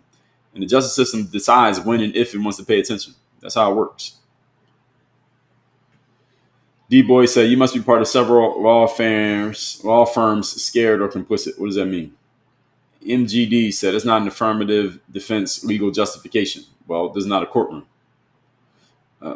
Marky said, what comes around goes around. Carl said, Bolton was never president, doesn't have clearance to have any government documents. Well, it depends on what documents we're talking, how he sent them, how classified were they, and how much does it matter? That's really what it comes down to. That's what this whole case is going to come down to, is the interpretation of what he did, not black and white what he did. Carl said, President Trump was president and they cooked up that document charge. Maybe. Some say. Wendy said, Bolton is getting what he deserves. Treasonous twit is what he is. Okay, how do you really feel? Papa Randy, thanks for the share. Steven said, oh, yeah, so 500,000? I don't know. I don't know if Bolton's that popular. 500,000 is pretty, you got to be pretty big to get a $500,000 advance. I think 250 is reasonable. But if he has a good agent, then maybe he got 500. It's really about selling. It's really about sales. The selling deal his agent did with the publisher, not the actual book sales. Praying Slay says Google says $2 million for the book. That John Bolton got $2 million for his book deal. That's interesting. Let's see if I can find that same information. If he got $2 million, I'd be very surprised. Let's find out how much Kamala got. Let's see if we can find out. How much did Kamala Harris get as an advance from Simon & Schuster for her book deal? See if we can find out. So, according to... so I was way off. All right, maybe I got the numbers wrong. According to what I'm reading here, ladies and gentlemen, according to what I'm reading here, Simon & Schuster gave Kamala Harris $20 million for her book deal. $20 million. Now, this prompted questions. So people were surprised by this. So actually, this got posted back in December of last year. People were talking about this. Make upwards of $20 million from book publishers following her presidential run. And they report that Colin Rugg on X also posted this. Netflix is lining up to get a deal with Harris, likely what they did. Same thing they did with Obama. Publishers are offering Kamala $20 million for her book deal. $20 million for that book. That book is not worth $20 million. She would have to sell a whole lot of books to make $20 million back. I don't think she's going to sell that many. Maybe she might.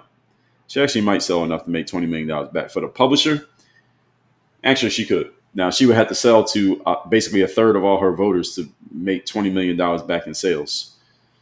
And also that tour that she just did, they sell tickets for that. So they can make money off that. I don't know what other ways they're planning on monetizing this. But they say Kamala got $20 million for this book deal. So this is way more than what I thought. So if Kamala Harris got $20 million, then John Bolton getting $500,000 is not crazy at all. So let's see. Let's see if we can find John Bolton's.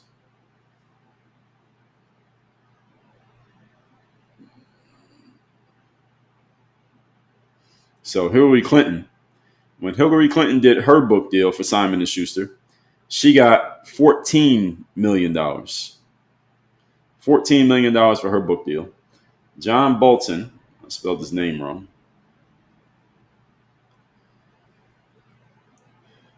John Bolton got, according to what I'm reading here, he got $2 million. That sounds about right. So if Hillary got 14 and Kamala got 20, John Bolton getting $2 million sounds about right. He doesn't have the same platform as them.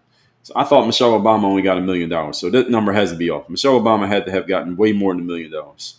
So let's see. Michelle Obama, when she did her book deal,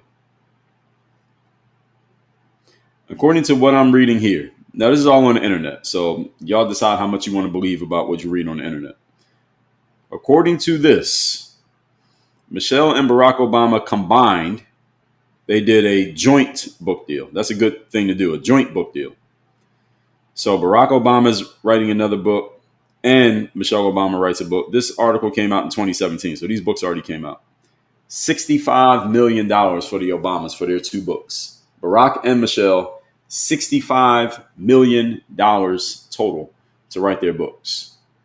So those of you who don't like writing books, y'all might want to start writing. You might want to break out Microsoft Word. $65 million for two books between Michelle and Barack. Joe Biden, let's see if Joe Biden has a book deal. Joe and Jill Biden. So Joe Biden allegedly got $10 million for his memoir from a book publisher called Hachette. They're another publishing company. He got $10 million. So Joe Biden's just not that interesting. So he only got $10 million. Only $10 million for Joe Biden. Sorry for Joe. He could wipe his tears with some of the money. So, yeah, Pray and Slay, you were right. $2 million for John Bolton. That's a lot of money for a book deal. Probably non-recoupable. Meaning, if he doesn't make the money back, earn the money back through sales, he doesn't have to write them a check to pay back what he didn't earn.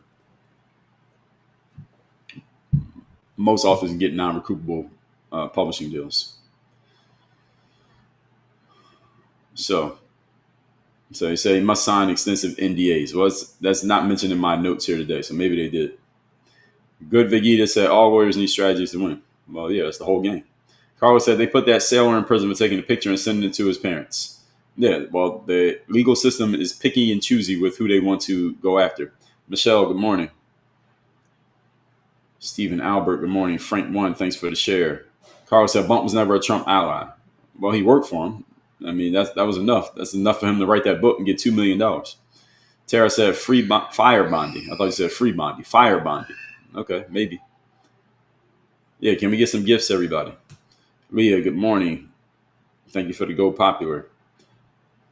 Saquon said, you look good. Thank you. Hi said, I pray he is safe. They're planning in his, on who? Who are you talking about? Carl said, we're going to need the soundboard today. Yes, we already been using it. Bonnie Phillips, beautiful bitch. Thanks for the follows. Tony, thanks for the share. Cindy said, like Bragg was honest. Well, his whole job was go after Trump. That was why he was elected. He was elected to go after Trump, as was Tish James. Texas Mama said, that's exactly the problem with our government. Well, there's more than one. Elijah Davidson, thanks for the follow. Johnny Unitas said he's spitting facts. Thank you. Molly McCrane said, do you feel that way about the former attorney general? Who are you talking about?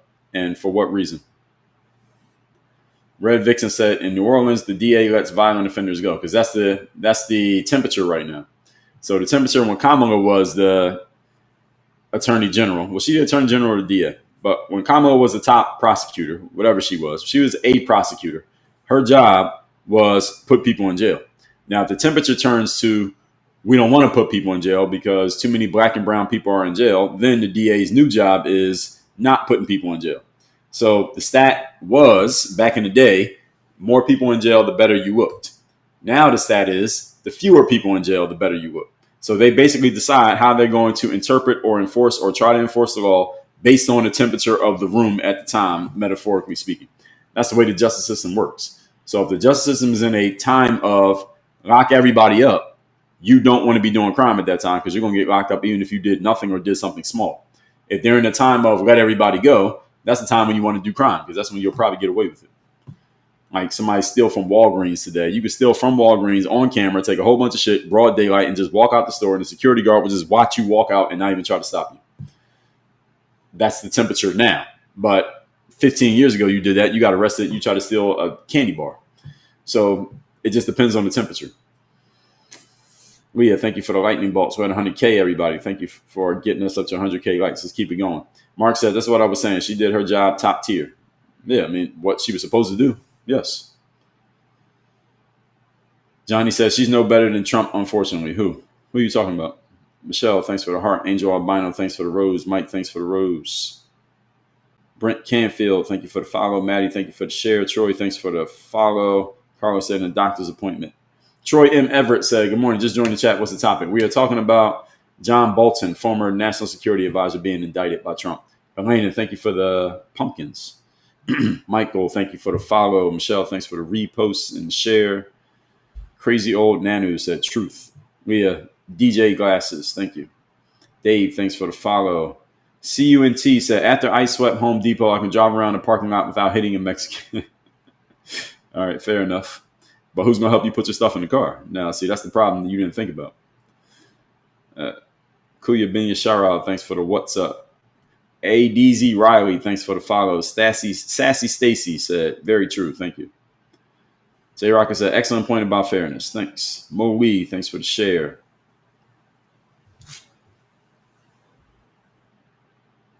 Carolyn Levitt, that's her name.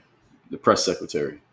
Oh, speaking of press secretaries, Corinne Jean-Pierre wrote a book called Independent. That's the name of her book. It's called Independent. So now she's, after working for Joe Biden and being the filterer of lies for Joe Biden. When you work as press secretary, your whole job is just filter the lies and make it sound good when you're talking to the press. Corinne Jean-Pierre now claims that she's independent. She says she's gotten away from the Democratic Party because she doesn't like what they're doing, but she can never bring herself to vote for a Republican. So who's she going to vote for? She's just not going to vote. That's what she's saying. And she's on a tour right now. She was on some podcast the other day, and she was being asked about Joe Biden not doing a lot of press availability compared to especially Trump. Trump talks to the press like every day, sometimes more than once a day. He just lets them ask questions until they get tired of asking them questions. Whereas Joe Biden would only show up like once every 2 weeks and would only take a few questions and then would just walk away in the middle of them still asking them questions. And they were asking Corinne Jean-Pierre about this juxtaposition between these two guys. And she's trying to argue that Joe Biden was doing stuff and he was working, he was traveling, basically not answering the question that the mofo never spoke to the press. Joe Biden did not speak to the press. And her as the press secretary trying to argue that he did while claiming that she's an independent now, quote unquote, through her new nonsense book. Now, that is a book that I will not be reading. So I tell y'all books that I am going to read. That is a book I'm not reading. I'm not reading Corinne Jean-Pierre's book. I don't feel the woman has much by way of substance. I don't think Kamala has substance either, but Kamala was damn near the president. So I got to read her book. Miss B said, we the people are caught in the middle of their games. This is true. Anastasia, thanks for the lightning bolts. Buddy said, yeah, Dems just spent 4 years doing it to Republicans. Yes, they did. Carlos said, nice tie. Thank you. Gigi Plant Love, thanks for the share. Busy Lady said, didn't a bunch of Trump's first men go to jail? Yes, it was what somebody else said as well. So that's why I said I'm okay with an eye for an eye. You can do it to the Trump people, then you can't cry foul when they start doing it back to you. This is the game you decided to play. Leather and Pearls, thank you for the gifts. Member level 10, congrats. Elena said, big difference. Trump is a felon. Well, yes, technically he's a felon, but it doesn't really matter. It's not like he's applying for a job. And the felonies didn't send him to jail, so it doesn't really matter. It actually helped him. Those felony convictions actually helped Donald Trump more than it hurt him. Where am I? I lost my spot in the comments.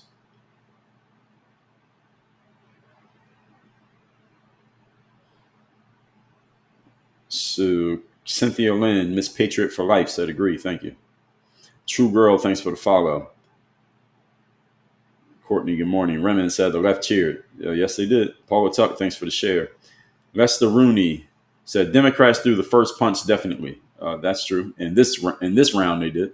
Marwa said, you think the tariffs is good for the economy and the American taxpayer? Well, it depends. It could be good for one and bad for the other. It could be good for both, could be bad for both. Depends on how you're looking at the economy, because the economy has several different moving parts, and there are 300 million or so American taxpayers. So which one are you talking about? So that's a loaded question, Mara. Sorry, I can't answer that directly. Cynthia Lynn said the evidence on Bolton and Comey is legit and not made up. Yes, the evidence is legit. That doesn't mean that the charge is going to go through and is going to become a conviction. A legit charge does not necessarily mean a conviction. Lester Rooney said Democrats do the straw man all the time. Well, everybody does it. When people hear something they disagree with, they often default to the straw man without knowing that they're doing it. Pep said, ask Letitia James about cheating on your taxes. All right, well, ask her if we get a chance. Raymond said the Democrats showed the world how corrupt they were, and half the country seen it and cheered. Well, this is true. But they weren't cheering the corruption. They were cheering who the corruption was going against. Rick Thomas said, I never failed to learn something new, and I watch your lives. Thank you. Well, you're welcome.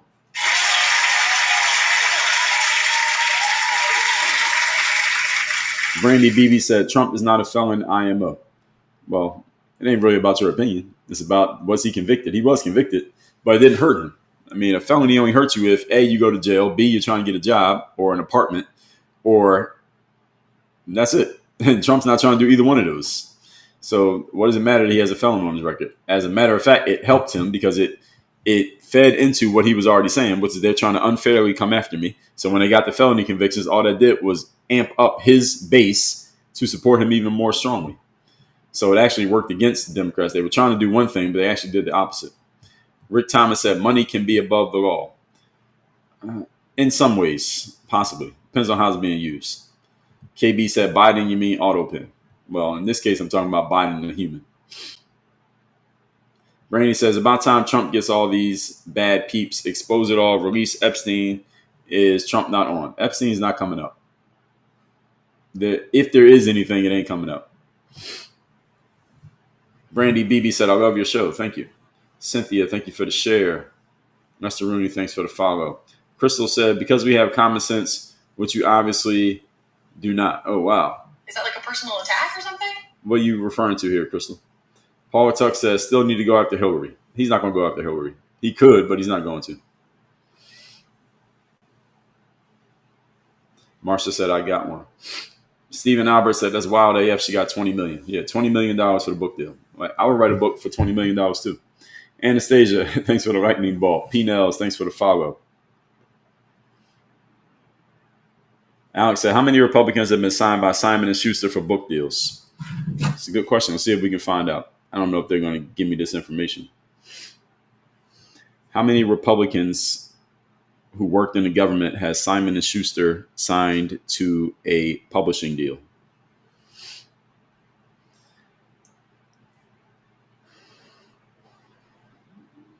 The answer is, sorry, no relevant information was found in our search. Actually, no, wait a minute. Excuse me. I stand corrected. There is some relevant information. Mike Pence got a book deal from Simon & Schuster. Mike Pence. So Mike Pence signed a 2-book deal with Donald Trump's 2 books with Mike Pence. This was in, what year was this? This is in 2021. So it's after they were out. He's going to write an autobiography. And I don't know what the other book is. But he got $3 to $4 million. So $3 to $4 million to write 2 books, Mike Pence. So Mike Pence got about, let's just say, $1.5 to $2 million per book with Simon & Schuster. Now, so this was reported multiple times. Back in 2021, April 2021, it was reported that Mike Pence signed this book deal. So this is not a brand new thing. And let's see. Mike Pence, multi-million-dollar, 2-book deal, $3 to $4 million is what's being reported by the internet. So if you all believe this. And Penguin bought Simon & Schuster for $2.1 billion. So books still do sell, folks. Penguin is a publishing company. They bought Simon & Schuster, which is also a publishing company. They bought them for $2.18 billion. And Penguin is the main publisher. Simon & Schuster is underneath them. So Mike Pence got a book deal from Simon & Schuster. All right, so they're showing you on both sides. Yeah, $65 million for the Obamas. It was probably a deal that involved a bunch of other things like live events, maybe TV rights, all kinds of things the publisher gets to own for $65 million. They bought all that stuff off the Obamas and then they own it. Because what a publishing company does, for those of you who understand, they are the publisher, meaning they own the publishing of that thing. So Michelle Obama, Barack Obama write books. They wrote the book, but Simon & Schuster owns the book. So they own the rights to the book. So if they ever want to sell the rights to Michelle Obama's book, they can sell the rights to that book to a different publisher. They can republish the book. They can come to Michelle and say, hey, write an updated version of your book. And all Michelle and Barack get are royalties. And the royalties on a book. If your book costs $25 and you sell 1 copy at the bookstore, you get $1 to $2 for every book you sell. That's the way it works.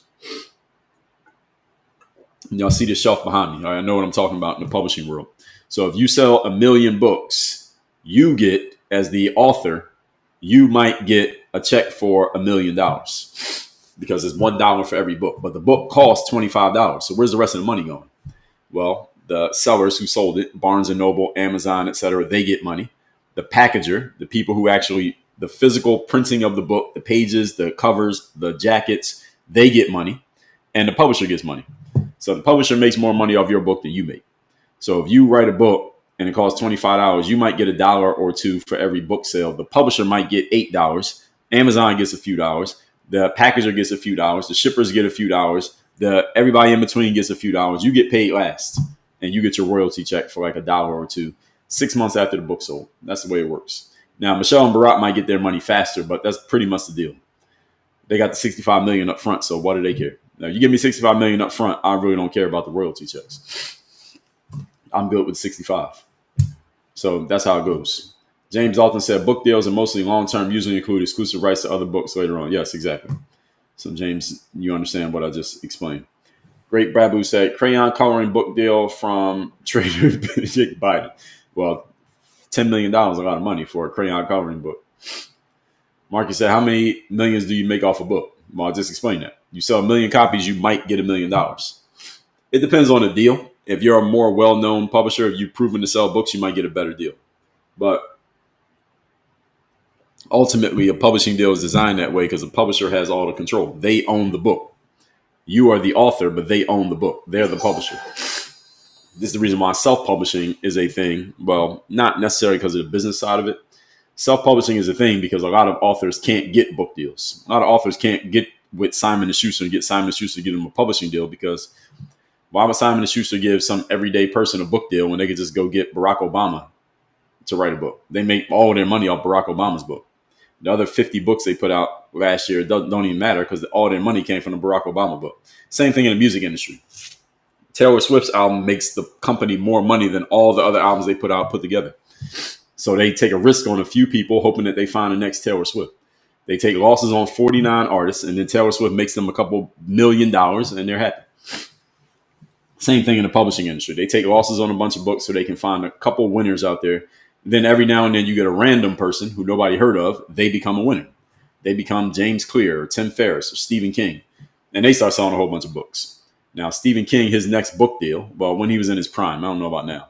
But when he was in his prime, his book deals, he probably got better rights. He got better, better numbers. So you sell a copy of the book, instead of getting $1, you might get $3, something like that. Or you just get a bigger advance. What they usually do is give you a bigger advance because they understand the game. The game is we want to own the rights to the book, and we don't want to give up more money than we had to give up. So what we'll do is just give you more money up front so that it takes us longer to make that money back, but we still own the rights to the book. So either way, they're good. So they could have gave Barack and Michelle $25 million instead of $65 million. Either way, it's the same amount of money. They're just advancing the money. It's an advance. Those of you know what an advance means, this means we're paying you up front before you earn the money. But either way, you don't get another check until you earn back all that money. So that's the way it works. So they just give you a bigger advance so that you don't ask for anything else. But now they're making the rest of the money forever. That's the way the publishing industry works. So I remember a few years ago when Taylor Swift was pulling all her music off Spotify and stuff like that, is because she wasn't making enough money on the back end from her stuff being out. And she's big enough that she could do it. Notice nobody else did it. She did it because she was big enough to have leverage. But most artists don't have that kind of leverage. Most authors don't have that kind of leverage. Alex said it's okay to pin away. Oh, y'all talking about Joe Biden writing his book auto pen. Well, yeah, he ain't going to sit and write it. He'll talk it and then somebody else will do it. That part I get, but a lot of authors do that. That's not a new thing. A lot of authors don't actually sit and write their book. Kamala sit and write her book? Probably not. Most authors don't. Most big name people, they don't sit and actually write the book. They talk, somebody else writes it down, and they make it sound good. Carissa said, I'm definitely in the wrong business. Miss Kim Bates, good morning. Linda B, good morning. User said, will you do a deep dive into Charlie's videos and break them down for us? What about them? What Charlie videos? Jason said, is Bolton just the first step, more to fall? Maybe. You never know what the Department of Justice is working on. They don't tell you. Alex said, whatever happened to 3 strikes? I hear about all these bad people that have 13 strikes because they don't enforce it. Alex, what happened is they don't enforce it. The 3 strikes sounded good. It was a headline for the media. Now, the judge gets to determine whether to actually enforce it or not. Willie said, people with EBT cards, they're going to be stealing like crazy. That's already happening. Apple, thanks for the follow. Elena, thank you for the pumpkin. Joey Bullington, thanks for the reposts. Apple, thank you for the gifts. A few more comments here, folks. Lost my spot in the comments.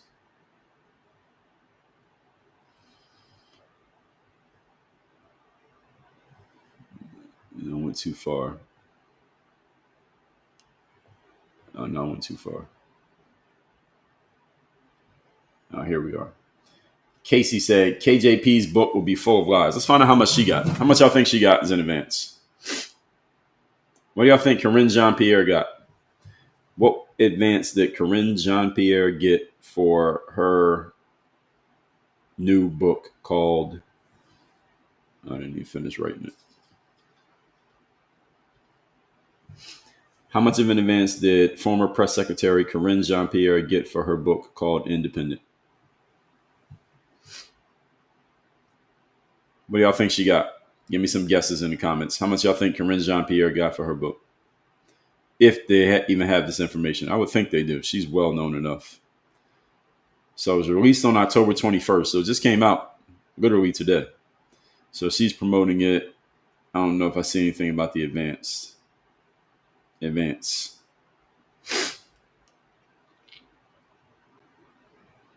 Oh, wait a minute. It read me wrong. So let's see. Corinne Jean-Pierre got...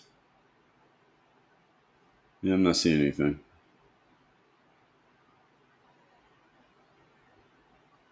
Corinne Jean-Pierre, publishing advance.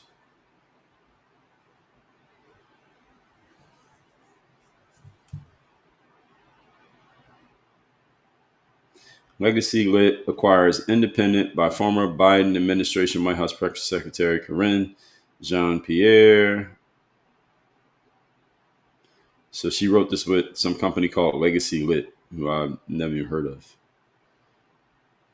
So maybe her book wasn't as in demand as others. But it doesn't say. It doesn't say how much she got. So we will have to speculate. Casey said KJP's book will be full of lies. Well, it's going to be full of spin, is what she got to do, is spin it. That's her job. Her full-time job is spinning. Alex said Biden campaign from his home seller. What did we expect? Well, he got $10 million. Great Babu said, forgot about saying anything. Benedict Biden couldn't read a sentence that wasn't written for him. Well, he used to be able to. He used to. UB Hockey Man, thanks for the follow. Positive Vibe said, was it just to allow January 6th committee to be commuted of their jail time? What do you mean? Big Shot said, Biden stole the platform, didn't have anything to say. Well, the Democrats set that up. Denise said, you are a breath of fresh air and intelligence. Thank you.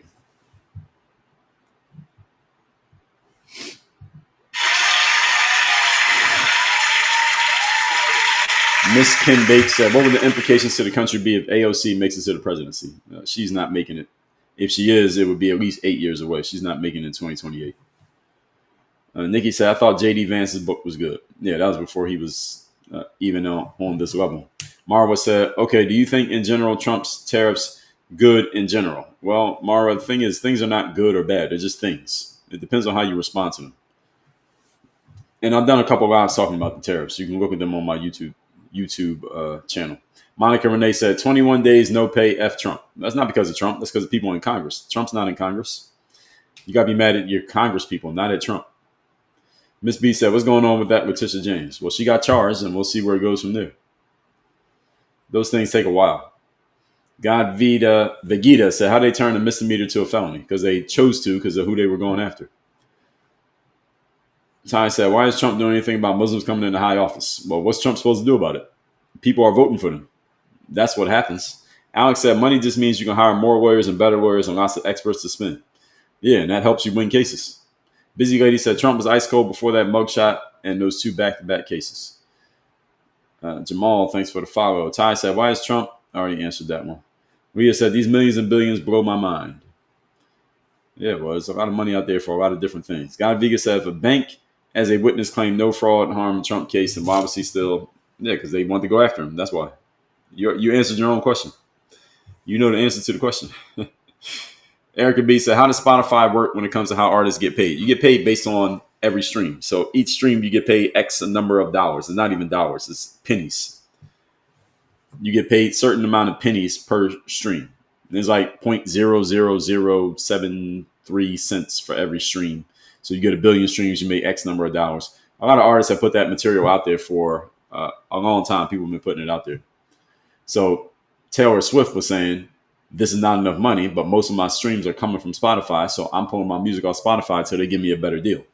And she basically fought with Spotify to get a better deal, which I believe she did. Let's see if we can find out what actually happened there, because I remember that story. I don't listen to Taylor Swift like that, so I don't know. What ended up happening with... Actually, let me not ask here. Let me ask over on... Who I think has better information, ChatGPT or Grok? I'm going to trust ChatGPT on this. A few years ago, Taylor Swift was talking about pulling her music off Spotify because she didn't like the deal she was getting and the amount of money she was making per stream. What ended up happening with that is her music back on Spotify now, and was she able to get more money per stream? And if so, how much did she get? Let's see if we can find out what happened. Now, again, Taylor Swift was able to do this. You didn't see any other artists doing this because other artists don't have enough leverage to make that call. Brian Ethan, congrats. Thanks for buying the badge over there on Instagram. Casey said, if Kamala, so Erica B, we are pending answer to your question. Casey said, if Kamala wrote a book herself, it would be gibberish. Well, she did write a book. Now, who actually wrote it is a different story. The material came from her, though. So when people say write a book, often they're not actually writing it, but the material is coming from them. Steven says she got 20K, LOL. Well, 20K would still be a lot. And depending on how many books, copies she's going to sell. I don't think she's going to sell a lot of copies, Corinne Jean-Pierre. Oskin said, whatever she got for the book, and since I'm happy to not see her at the media briefs. All right, fair enough. I mean, there are people who will buy it. Oskin said, things are not good or bad, they're just things. Yep, and that's correct. Brainy BB, thanks for the rose. Casey said, all Taylor cares about is money, it seems. I wouldn't say that, Casey. I mean, when you are an artist, you do make money based on the sales. And if Spotify does most of her streaming, that means most of her music is consumed by streaming. And if most of it's happening on Spotify, then she should look at Spotify and say, okay, shouldn't I be making more money over here, being that I'm the biggest artist? And if she doesn't like the amount, she has the leverage to go to Spotify and say, give me more money. And if you don't, I'm going to pull my music off it My fans are going to demand that you bring my music back. Therefore, you have no choice but to pay me more money. That's just good business. That's just smart business. If I was Taylor Swift, I'd do the same thing. And Casey, if you were Taylor Swift and I was advising you, I would tell you to do the same thing.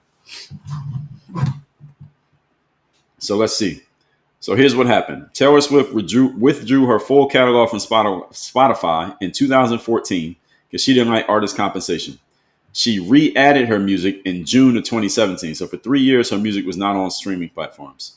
So since her return, she's one of the most streamed artists on the platform. In 2023, Taylor Swift had 26 billion streams, which yielded around $97 million in royalties in 2023. 26 billion streams to $97 million in royalty for Taylor Swift in 2023. But she had to be streamed 26 billion times to make that money. Now, industry sources estimate that on average, on Spotify, here's an answer to the question somebody asked, 0.003 cents to 0.005 cents per stream. Though it varies by which country you're in, whether the listener is a free user or a premium Spotify user, what deal your label has with Spotify, and other factors. So other factors can factor in. Different artists have different deals. So there's no publicly disclosed figure indicating what deal Taylor Swift got with Spotify, but I guarantee she got a better deal. So if she didn't get a better deal, she wouldn't have did it. Now, royalty payments go through rights holders like the labels and the publishers, and I believe Taylor Swift owns her publishing. So the amount she receives per stream depends on her specific agreements for her masters and her publishing. We don't know that deal. She gets large sums on Spotify. You cannot say exactly how much she gets because you don't know. So she relisted her stuff after that dispute, claiming that she wanted more money. They had to have given her more money. Her stuff was off there for 3 years. So you tell me what that means. So given these numbers, about how much would this be per stream on Spotify? So I'm asking ChatGPT to do the math here for 26 billion streams to $97 million. How much Taylor Swift will be getting for every stream of her song? 0.003 cents per stream is not a lot, in case any of you don't understand the math. So let's just say you're Drake and you put out a song, you get 0.003 cents per stream. Is that the right number? Yeah, 0.003 cents per stream. And you put out a song that gets streamed 1 million times. You make $3,000. So now you understand the math? You put out a song that gets streamed 1 million times, you make it $3,000. If you got a 0.005 cent deal and you get it streamed 1 million times, you make $5,000. So this is the kind of deals that these artists have. If you get 0.009 cents per stream, you make $9,000. So y'all see how this it seems like it's a lot, like $1 million. I mean, 1 million streams, you make $3,000, depending on your deal. So doing this math, it looks like Taylor Swift's deal, for her to make $97 million off 26 billion streams, that she got her number up to not point anything, actually 37 cents per stream. Or $3.72 for every 1,000 streams. Is that 0.37 cents per stream? Or, yeah, 0.37 cents per stream. Excuse me, not 37 cents. So that's right in line with the public Spotify estimate of... No, it's not. No, that doesn't make any sense. Does it? 0.37 cents per stream. So it's looking like the same number. 0.37 cents per stream times 97 million. Let me do the math here because ChatGPT, the way they wrote this number is confusing me. 0.37 cents per stream times 26. That's 2.6. That's 26 million. 26 billion equals 9. Yeah, I guess that's right. 0.37, 37 cents a stream. So she got a way better deal than most artists.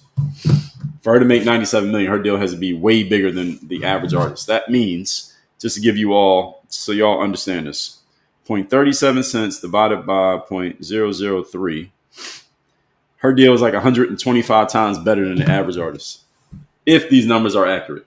This is all based off the internet. So y'all decide how much you want to believe these numbers. Her numbers got to be 125 times better than the average artist on the internet. Christy said, can you do the math on what she got? Well, I just did that. So Taylor will not recoup the money she lost in 3 years. Well, she was probably selling her music independently. I'm pretty sure she has her own website and stuff where she can sell her music. Erica B said, way better. Yeah, she got a lot better. Oscar says she has leverage and a great team. She has that boss energy. Yeah, she's the most popular artist out there. That let's not forget about that part. That's the main reason why that happened. So y'all want to get one of my books. Speaking of books, you want to get one of my books for free. This is called The Mirror of Motivation. This book is the self-guide, the self-discipline. We get this book away for free. It's all about you being who you need to be so you can do what you need to do and have what you want to have. Starting point is the being, not the doing, the being.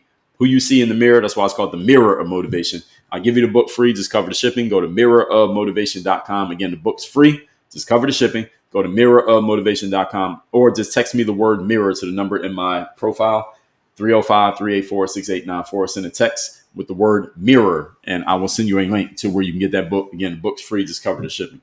So I do these live streams, everybody, Monday through Friday, 8 a.m. to 10 a.m. Eastern.